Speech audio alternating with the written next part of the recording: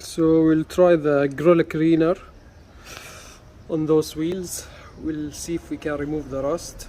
Well, those are aluminium wheels, so they don't rust. Actually, came from the rusted brake rotors. So let us see.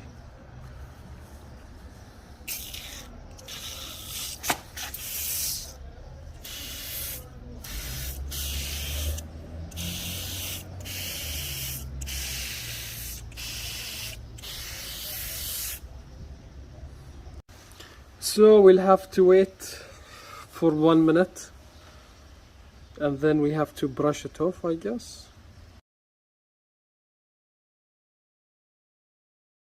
Well, after spraying it 3 times with a griller cleaner, 3 times, and did some brushing as well, as you see the results.